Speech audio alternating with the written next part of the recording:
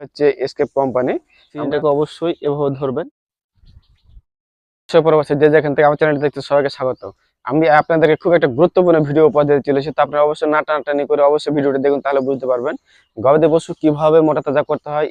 সংক্রান্ত এই বিষয় নিয়ে আমার ভিডিওগুলো পোস্ট করা হয়।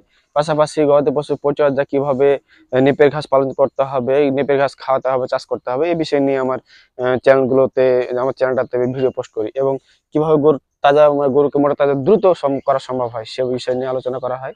এবং আজকে আমি আপনাদের খুব একটা ভালো গুরুত্বপূর্ণ একটা মেডিসিন দেখাবো, সেটা হচ্ছে একটা মেডিসিনে কিভাবে গরুকে মোটা তাজা করতে হয় বা করতে পারা যায় সে বিষয় নিয়ে আজকে ভিডিওটি থাকছে। আশা করছি আপনারা ভিডিওটি সম্পূর্ণ দেখবেন। তো আজকে আমি যেটা দেখাবো সেটা হচ্ছে কিউমিড বিসি। এই কিউমিড বিসি এটা হচ্ছে এসকেপ কোম্পানি। আমরা একটা একটা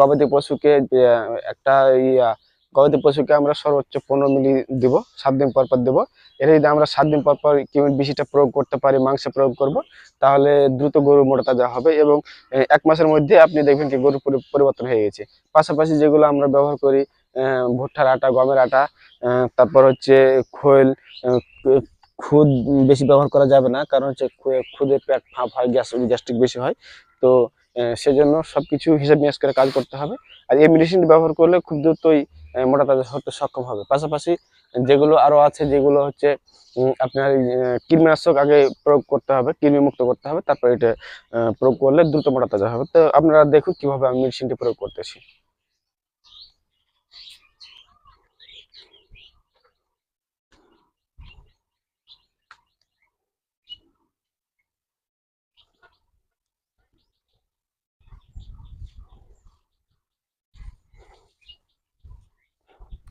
যেহেতু গরুটা একটু সাইজ ছোট আছে, সেক্ষেত্রে আমরা 10 মিলি দিব।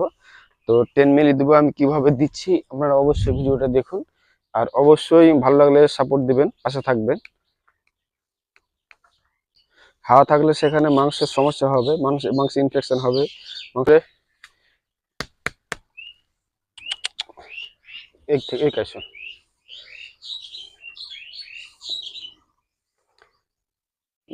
বিশেষ করে এই যে মাংস আছে না, এই মাংস খানিকটা প্রয়োগ করবেন, তাহলে গোটা দেওয়ার দরকার নাই, ওই অর্ধেকে একটু বেশি দিবেন চিনিটা, এভাবে ধরবেন।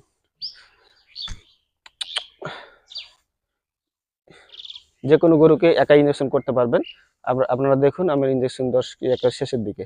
তো আপনারা এভাবে যদি দেন তাহলে খুব দ্রুতই মোটা তাজা হবে। তো আশা করছি ভিডিওটি যদি ভালো লাগে তো অবশ্যই লাইক কমেন্ট করবেন, সাবস্ক্রাইব করে পাশে থাকবেন এবং বেল আইকনটি ক্লিক করলে অবশ্যই আমার নতুন নতুন ভিডিও পেয়ে যাবেন। আর ইঞ্জেকশন করার পর এই জায়গাটা মানে একটু মালিশ করে দিবেন, তাহলে খুব ভালো হয়। তো আশা করছি ভিডিওটি যারা আমার শেষ পর্যন্ত দেখলেন তাদেরকে অসংখ্য ধন্যবাদ। কথা হবে।